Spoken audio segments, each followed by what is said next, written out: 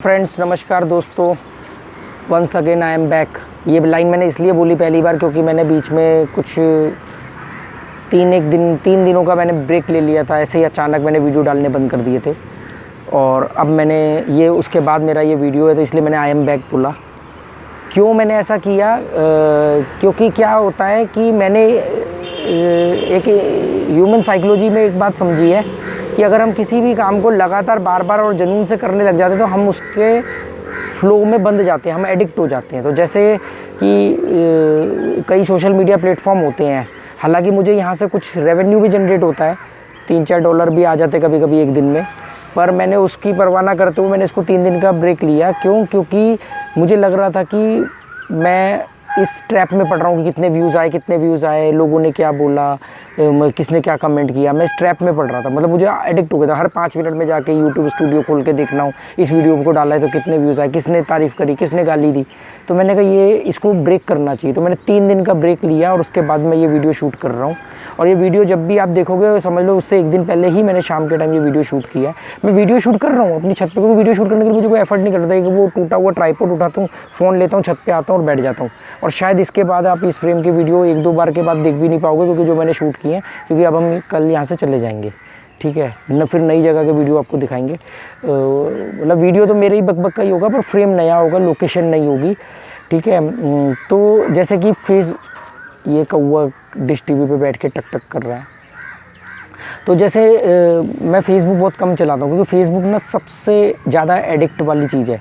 क्या होता है ना कि फ़ेसबुक पे आप अरे भाई यार थोड़ा सा वीडियो बना रहा हूँ, तो क्या होता है कि फ़ेसबुक पे ना आप सोशल कनेक्टिविटी में आ जाते हो, तो उसमें फिर एक अरे मान जा भाई, तो ये नहीं मानेगा और मैं इसको उड़ाना नहीं चाहता क्योंकि वो भी अपना कोई काम कर रहा होगा। तो यार क्या कह रहा था मैं, और मुझे घूर रहा है, मतलब काँव भी कर रहा हूँ और मेरे को ही देख रहा है। तो साजिश है, ये साजिश है, इसके पीछे पाकिस्तान है। तो मैं ये कह रहा था आपसे, हाँ, तो फेसबुक पे ना जब भी मेरे को लगता है कि यार मैं मतलब ज़्यादा पोस्ट डाल रहा हूँ, या मेरे को पोस्ट से फ़र्क नहीं पड़ता, वीडियो से फ़र्क नहीं पड़ता, क्योंकि वो तो हम लोग एडिट करते हैं, सेम मटेरियल दोनों तीनों प्लेटफॉर्म पे शेयर कर देते हैं, शेड्यूल लगा देते हैं। मेन चीज़ होती है कि जब आप इस में पड़ जाते हो कितने लोगों ने देखा, कितने लोगों ने लाइक किया, इसने देखा तो लाइक क्यों नहीं किया, तो ये गलत बात है। तो मुझे लगता है कि मेरा दिमाग अब एडिक्ट होने वाला है, मतलब एक वो हो गया कि अरे क्या वीडियो डाला, क्या हुआ उसका। तो फिर मैं ब्रेक ले लेता हूँ। जैसे मैंने अभी 1 महीने से, लगभग 1 से 1.5 महीना हो गया, मैंने फेसबुक अपने फ़ोन से डिलीट किया हुआ है, डिसेबल किया हुआ है, ठीक है। ऐसे ही इंस्टाग्राम में बीच बीच में गायब हो जाता हूँ। यूट्यूब से मैं पहली बार हुआ हूँ, क्योंकि मैंने पिछले 1.5 महीने में रोज़ के 2 से 3 वीडियो पर डे डाले हैं। तो वो तो मैंने इसलिए डाले कि मुझे थोड़े से पैसों की ज़रूरत थी, तो मेरे को लगा कि यार व्यूज़ आएंगे तो उससे कुछ अर्निंग होगी। पर मैंने देखा कि यार ठीक है, ये कुछ दूसरी तरफ जा रहा है दिमाग, तो मैंने 3 दिन का ब्रेक लिया। 72 घंटे जो होते हैं वो बहुत होते हैं, और मेरे जैसे आदमी को इस 3 दिन में मैंने काफ़ी कुछ पढ़ा। और क्योंकि इस वजह से क्या हो रहा था, यूट्यूब पे वीडियो की वजह से ना मैं कुछ चीज़ें पढ़ नहीं पा रहा था, मुझे अपने शब्दकोशों में कमी दिख रही थी, कई चीज़ें पढ़नी थी। तो मैंने इसमें नांगेली की स्टोरी पढ़ी, जो मैंने डाली है एक स्टोरी, पता नहीं ये वीडियो के बाद में ही डालूँगा शायद। तो नांगेली की एक स्टोरी है, द स्टोरी ऑफ नांगेली, एक वीरांगना की कहानी, मैंने वो आप देखना। जैसे मैंने रशिया और यूक्रेन के ऊपर मैंने होम स्कूलिंग की क्लास ली थी, तो उसके 1 पार्ट डाला, 2 पार्ट डाला, तीसरा पार्ट होल्ड कर दिया, वो अब के बाद आएगा। अपलोड है सारे वीडियो, शेड्यूल लगे हुए हैं। और तो ऐसे करके बहुत, क्योंकि ना पढ़ नहीं पा रहा था मैं, मतलब मुझे लग रहा था जो भी कुछ सीखा फटाफट वीडियो बना कर डाल दो, तो वो चीज़ हो रही थी। और फिर इस बीच में लगातार पिछले 8-10 दिन में 3 सब्सक्राइबर भी मुझसे मिलने आए, मिस्टर डैनियल मिलने आए। फिर उसके बाद एक फैमिली आई दिल्ली से मुझसे मिलने, उन फैमिली के ऊपर भी मैंने अभी वीडियो बनाना है, उनकी फ़ोटो वगैरह उनकी परमिशन से शेयर करूँगा उस वीडियो में। अगर उन्होंने नहीं भी किया तो उनकी स्टोरी मैं बता दूँगा, उनकी प्राइवेसी को ध्यान में रखते हुए। फिर एक और लड़का भी एक आया था मुझसे मिलने। तो और ये जब भी जो लोग आए हैं तो कम से कम 2 से 3 घंटे तो मिनिमम मैं उनके खा ही जाता हूँ, मैं खा जाता हूँ उनके, क्योंकि जब भी हमारे बीच में डिस्कशन होता है तो 70 to 80% मैं ही बोलता हूँ। तो क्योंकि फिर आपको ना मेरे से मिलने के लिए टाइम चाहिए ना, पहले मेरा कंटेंट ख़त्म हो लेने दो। हालांकि वो ख़त्म नहीं होता है पर वो चीज़ हो जाती है फिर। मतलब मैं ये बात मानता हूँ कि I am not a good listener, और मैं इस बात को मानता हूँ और मैं कोशिश कर रहा हूँ कि मैं अपनी सुनने की क्षमता को बढ़ाऊँ। चक्कर क्या है, इसका एक रीज़न मैंने खोजा कि क्या होता है, हम जब किसी टॉपिक पे बात करते हैं तो मैक्सिमम टाइम वो आदमी को उस टॉपिक के बारे में जो पता होता है, मुझे उसके अलग कुछ पता होता है। तो जैसे कि मैं आपको एक एग्जांपल के तौर पे बात बताऊं, मैं किसी धर्म को नहीं मानता हूँ, हम सिर्फ एक ही धर्म को मानते हैं, इंसानियत के। हमें कोई जाति धर्म से कोई लेना देना नहीं, मैं तो बल्कि इन सब के खिलाफ हूँ, मैं नहीं मानता, ठीक है। ये मेरा अपना इंडिविजुअल वो है, क्योंकि अगर आप जाति को मानोगे तो आपको धर्म को मानना पड़ेगा, या धर्म को मानोगे तो आपको जाति को मानना पड़ेगा, ठीक है। अपनी एक ही जाति है वो इंसानियत की, अब उसको आप जाति कहो या प्रजाति को। एक एग्जांपल देता हूँ मैं, जैसे कि मान लो, जैसे सेम चीज़ मेरा पॉलिटिक्स को लेके भी मेरा सेम रुझान है।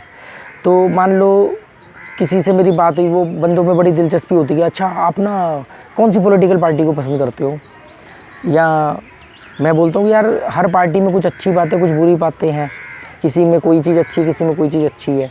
अच्छा मान लेते हैं कि हम for example current ruling party India में बीजेपी है, तो मान लेते हैं कि वो बीजेपी को फेवर करने वाला बंदा है। वो कहता अच्छा बीजेपी के बारे में क्या विचारधारा है। मैं कहता हूँ नहीं, बीजेपी ने भी काफ़ी अच्छे काम किए हैं और कुछ गलत भी किए हैं। कह रहा गलत मुझे पता है, आपको क्या लगा होगा। अब उसने मेरे से पूछा नहीं है, उसने मान लिया है। मैंने कहा अच्छा आपको पता है तो बताओ क्या गलत लगा होगा। तो वो कहता है आपको राम मंदिर गलत लगा होगा, आपको 370 गलत लगा होगा। मैंने कहा नहीं, मुझे तो राम मंदिर बनाना गलत नहीं लगा, क्योंकि मेरे को मंदिर से कोई लगाव या दिक्कत नहीं है। मैं तो इसलिए मंदिर को बनाने को सही ठहरा रहा हूँ कि एक बिना मतलब का एक अननेसेसरी एक टॉपिक बहुत लंबा खिंच रहा था, और आए दिन एक वो रहता था कि यार इसके पीछे कभी दंगा होगा, बवाल होगा। तो अब वो एक टॉपिक क्लोज़ हो गया, मतलब फैसला आ गया, नहीं तो पता नहीं और कितने 50-100 साल बर्बाद होते इसमें। तो एक तरह से ठीक हो गया कि चलो यार एक डिस्प्यूटेड चीज़ को ख़त्म किया।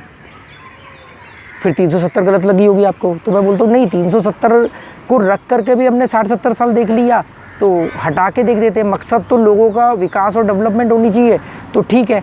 पर हालांकि अगर आप इसकी हिस्ट्री पढ़ोगे तो आपको मालूम पड़ेगा कि भी 370 की हिस्ट्री क्या है और उसकी ज़रूरत क्यों थी, और हमने क्या क्या वादे किए थे और उसको क्यों नहीं हटना चाहिए था। पर ठीक है कि रहते हुए भी कोई बहुत सुख शांति या डेवलपमेंट तो नहीं हुई थी वहाँ, तो एक बार हटा के देख लेते, क्या पता इससे फ़र्क पड़ जाए। तो ठीक है, तो फिर भाई आपको गलत क्या लगा। तो मैंने कहा आपने पूछा नहीं, आपने मान लिया ना मुझे गलत लगा होगा। भाई मैंने कहा मुझे एक चीज़ थोड़ी सी, जो बीजेपी इलेक्ट्रल बॉन्ड लेके आई है, वो स्टेप मुझे थोड़ा गलत लगा। कह रहा है इलेक्ट्रल बॉन्ड वो क्या होता है। मैंने कहा यार आप तो बीजेपी के प्रशंसक हो, आपको नहीं पता कि इलेक्ट्रल बॉन्ड को लीगल किया गया है कि आप बैंक में जाके इलेक्ट्रल बॉन्ड में पैसा इन्वेस्ट कर सकते हो किसी भी पॉलिटिकल पार्टी का ले करके। मतलब एक तरह से आपने पॉलिटिकल फंडिंग को या ब्राइब को या फंडिंग को लीगल कर दिया, और वो पार्टी ग्रोथ करेगी तो बॉन्ड का रेट बढ़ेगा। कह रहा अच्छा ये तो नहीं मुझे पता था।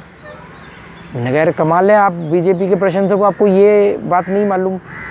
चलो इसलिए नहीं मालूम होगी कि भी आप प्रशंसक हो तो आपने कुछ चीज़ें गलत वाली को इग्नोर कर दिया होगा। अच्छा फिर अच्छा चलो ये बताओ आपको अच्छा क्या लगा। पुलवामा अच्छा लगा होगा, ये अच्छा लगा होगा। मैंने कहा नहीं भाई, मुझे बीजेपी की करंट रूलिंग पार्टी की बात करूँ मैं अगर, तो मुझे 2-3 चीज़ें बड़ी अच्छी लगी। कि जैसे बांग्लादेश के साथ हमारा एक डिस्प्यूटेड बॉर्डर था, कि भी कभी भी लगता था कि यार वो मतलब वो डिस्प्यूटेड था, कोई आ गया कोई नहीं आ गया। तो इस गवर्नमेंट ने एक स्टेप उठाया कि कुछ गांव वहाँ दे के कुछ वहाँ से गांव लेके बॉर्डर को फिक्स कर दिया, जो हमने पहले मानवीय आधार पे खोला हुआ था। जब हमने उसको आज़ाद कराया था तब हमने मानवीय आधार पे खोला हुआ था। तो वो एक ठीक है कि भी चलो एक सेटलमेंट हो गया, एक डिस्प्यूटेड लैंड ख़त्म हो गया। अब इलीगल जो दूसरे देश से लोग आते हैं उसमें रोक लगेगी काफ़ी हद तक। जो तस्करी होती थी, गौ तस्करी वगैरह, उस पर भी रोक लगेगी। अच्छा, और क्या अच्छा लगा। मैंने कहा दूसरा मुझे इनका एक बड़ा अच्छा काम लगा कि इन्होंने कुछ अननेसेसरी जो लॉज थे, जो बेमतलब के कानून और धाराएं थी, उनमें से काफ़ी जो अननेसेसरी लॉज थे अंग्रेज़ों के ज़माने का बना हुआ हमारा जो चला आ रहा है, हमने उसी को ही आगे अमेंडमेंट किया था संविधान में। तो उसमें से कई अननेसेसरी कानून थे जो बिना मतलब लोगों को परेशान कर रहे थे, झंझट थे, उसको इन्होंने कम किया। मतलब कुछ 300-400 कानून को रद्द किया। तो ये एक अच्छा स्टेप है। और क्या अच्छा लगा, मैंने कहा और मेरे ख्याल से जैसे मुझे एक ये अच्छा लगता है कि भी महात्मा गांधी के बाद में अगर किसी पार्टी ने या किसी नेता ने सफाई को मुद्दा बनाया है कि सफाई को एक हाईलाइट किया है, तो वो ये पार्टी है, तो ठीक है। मतलब ये 2-3 अच्छे काम है और 2-3 मैंने बुरे काम बता दिए। यही बात आप मुझसे कांग्रेस के लिए पूछो या किसी भी और पार्टी की पूछो, देखो अगर हर पार्टी के अंदर कुछ चीज़ें अच्छी और कुछ चीज़ें ख़राब होती है, जिनके अंदर ख़राब की परसेंटेज ज़्यादा होती है वो पार्टियां या तो लुप्त हो जाती हैं या ग्रोथ नहीं करती, छोटी मोटी क्षेत्रीय पार्टी बन के रह जाती है। जिन पार्टियों के अंदर अच्छी विचारधारा होती है वही आगे आती है।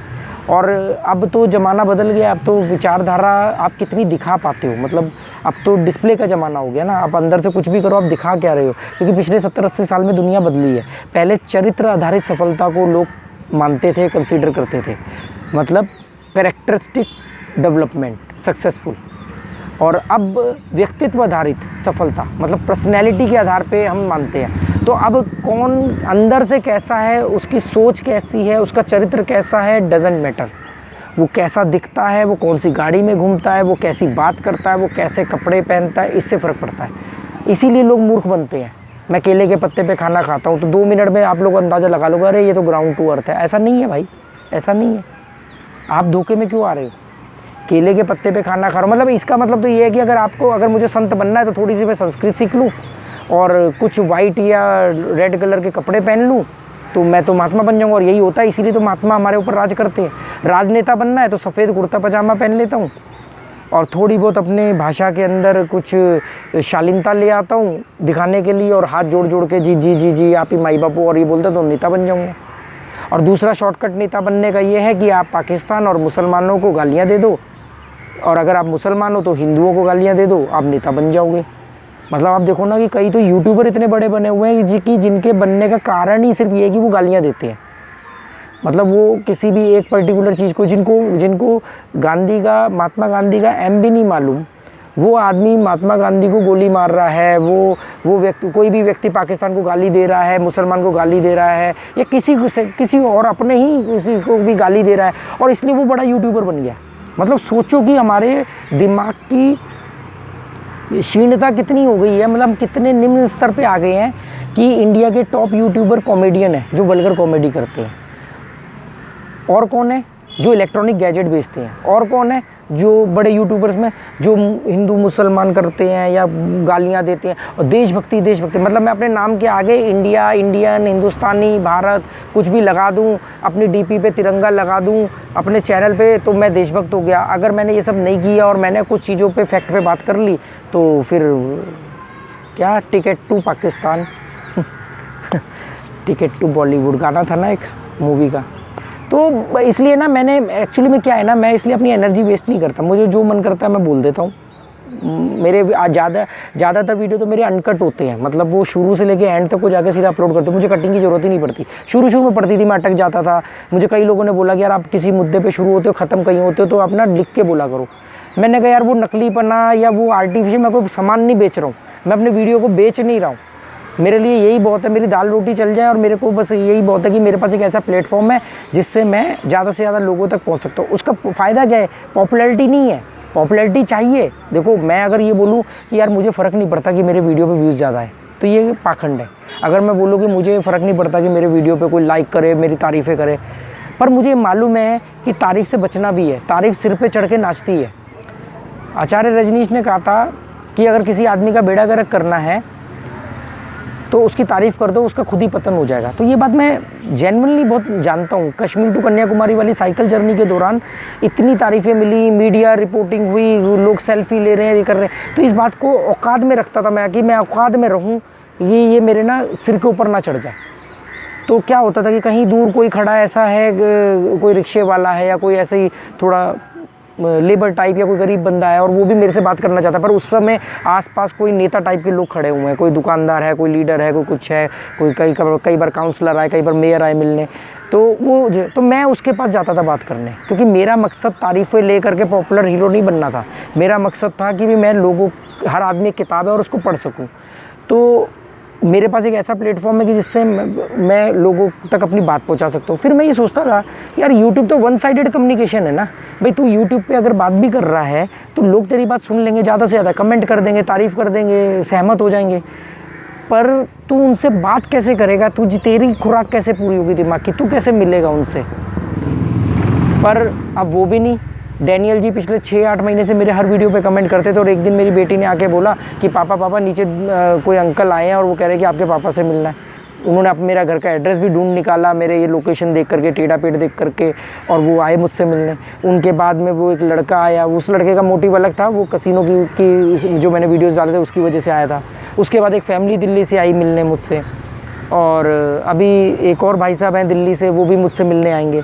तो मैंने कहा अरे मैं तो सोचता था कि यार इसमें मैं ही बोल सकता हूँ, मैं लोगों से मिलूँगा कैसे, पर वो मिलने का रास्ता खुल गया मेरा। और अभी मैं और रास्ते खोलने वाला हूँ कि लोग मेरे से आएँ, यहाँ आएँ, मेरे साथ वक्त बिताएँ, मेरे साथ चाय पिएँ, खाना खाएँ मेरे साथ बैठ के। उससे क्या होगा कि वो जो कम्युनिकेशन होगा ना वो 2 साइडेड होगा, अभी वो 1 साइडेड चल रहा है। तो ये चीज़ है, तो इसलिए मैं तारीफ़ों से बचता हूँ। पर मैं ये कहूँ कि मुझे अच्छा नहीं लगता तो ये नकलीपना होगा, पर इसको नियंत्रण में रहना चाहिए, ठीक है। और सबसे बड़ी बात है कि मैं अपने आप से इतना प्यार करता हूँ, मैं अपने आप को इतना पसंद करता हूँ, मुझे किसी और की तारीफ़ की ज़रूरत ही नहीं पड़ती। और मेरा ये मानना है कि देखो जो सामने वाला आपकी तारीफ़ करे ना वो आपसे सुपीरियर होना चाहिए। जैसे मेरे को ना साइकिल जब मैंने चलाई ना, मतलब कश्मीर टू K2 कंप्लीट किया, कश्मीर टू कन्याकुमारी बिना पैसों के, या काठमांडू से दिल्ली आने वाला मैं पहला आदमी था। मतलब मुझे अभी तक ऑनलाइन कोई ऐसा रिकॉर्ड नहीं मिला, ठीक है। हो सकता है मुझसे पहले कोई आया, पर मिला नहीं कोई अभी तक। तो वो जो लोग तारीफ़ कर रहे थे ना वो लोग थे जिन्होंने कभी 40 किलोमीटर भी कंटिन्यू साइकिल नहीं चलाई। तो मुझे मालूम है ये तो तारीफ़ करेंगे ही। अब कोई बड़ा साइकिलिस्ट जब मेरे को तारीफ़ कहता है ना कि अरे आपने तो बहुत अच्छा काम किया, तब लगता है कि हाँ यार इसको मालूम है कि भी इसकी क्या वैल्यू है ना। तो कोई अक्लमंद आदमी आके बोले कि नहीं आपकी बात में दम है, तो समझ में आता। अब जिसने कोई इन बातों को सुना ही नहीं कभी, वो कहे कि आपकी बात में दम है, तो हाँ ठीक है चलो अच्छी बात है। इसलिए मैं ज़्यादा से ज़्यादा अनजान लोगों से मिलता हूँ कि इनमें से फ़िल्टर करता हूँ। हर महीने में लगभग 100 लोगों से मेरी बात होती है, जिसमें से मैं 95 लोगों को ब्लॉक कर देता हूँ, या मैं उनसे दोबारा बात नहीं करना चाहता, क्योंकि ना वो मुझसे कुछ सीख पाएंगे ना मैं उनको कुछ सिखा पाऊँगा। तो फिर फ़ायदा क्या एनर्जी वेस्ट करने का। और अगर वो मुझसे सीख पाएंगे और मैं उनसे नहीं सीख पाऊँगा तो ये मेरा घाटा। तो क्योंकि मैं संत महात्मा नहीं हूँ ना, मैं इतना उदार नहीं हूँ ना कि मैं लोगों को ज्ञान दूँ। मुझे ज्ञान चाहिए भी। पहली बात तो ज्ञान कभी दिया नहीं जा सकता, ज्ञान अपना इंडिविजुअल होता है। जब आप ज्ञान को ट्रांसफ़र करते हो तो वो इन्फॉर्मेशन बन जाता है, ठीक है ना। तो पर उनसे मिलने के बाद उनके एक्सपीरियंस को मैं जी सकता हूँ। मान लो मुझे कोई ऐसा व्यक्ति मिला जो कहे कि जी मैं कनाडा होके आया हूँ, मैं कनाडा 2 साल रहा हूँ, और मेरा कनाडा का वीज़ा रिफ्यूज़ हो गया था 2018 में, ठीक है, ट्रैवल हिस्ट्री की वजह से। तो मैं बिना कनाडा जाए कनाडा के बारे में बहुत कुछ उससे जान सकता हूँ। कोई आदमी बोले कि यार मैं स्कॉटलैंड रहा, तो मैं स्कॉटलैंड पता नहीं जीवन में जाऊँ ना जाऊँ, पर मैं बिना जाए उसके बारे में जान सकता हूँ। हर आदमी की एक किताब है, उसको जितनी ज़्यादा से ज़्यादा किताबें पढ़ सको उतना अच्छा है। तो इसलिए दैट्स वाई मैं मतलब लोगों से मिलना चाहता हूँ, इसीलिए मैंने ये प्लेटफॉर्म शुरू किया। अब लोग कहे कि ये आप बीच बियर पार्टी दिखाओ तो फिर आप गलत चैनल पे हो। ये कौवा मालूम है क्यों काँव काँव कर रहा था अभी थोड़ी देर पहले, जब यहाँ बैठ करके वो वहाँ से घास उठा रहा है घोंसला बनाने के लिए। उसको शायद ये घास उठानी होगी। ये कल ना अंकल ने नारियल उतारे थे ऊपर से, तो कुछ सूखे हुए पत्ते, पतझड़ चल रहा है इस समय, तो वो पत्ते भी गिर गए थे, तो वो उसमें से पत्ते तोड़ने के लिए आया होगा, और मेरी वजह से बेचारे को अब वो छोटी छोटी घास तोड़ रहा है। तो अब चलते हैं दोस्तों, उसका घोंसला बनाने में उसको दिक्कत हो रही है। आप ये घास देख लो कौन सी, ये जो है ये नारियल के पत्ते जो है ये गिरे थे, ठीक है ना। और वो रहा कौवा, शायद उम्मीद करता हूँ आपको दिख रहा होगा, मैंने ऐसे ही बस ट्राइपॉड ही घुमा दिया है। सामने सनसेट भी हो रहा होगा, आपको शायद दिख रहा हो, मुझे पता नहीं, मैंने तो ऐसे ही। ये आम का पेड़ है, ये कौवा, ये सनसेट पॉइंट हो रहा है चपोरा फूड के ठीक पीछे। उत्तरायण में आ गया सन। अब सन जब मकर राशि में आता है तो उत्तरायण में शुरू हो जाता है, तो अभी ये उत्तरायण में आ रहा है, तो अब धीरे धीरे ये सनसेट जो है इधर होने लग जाएगा बीच में, फिर ये पूरा शाम को लाल हो जाएगा आसमान। चलो ओके दोस्तों, गुड बाय।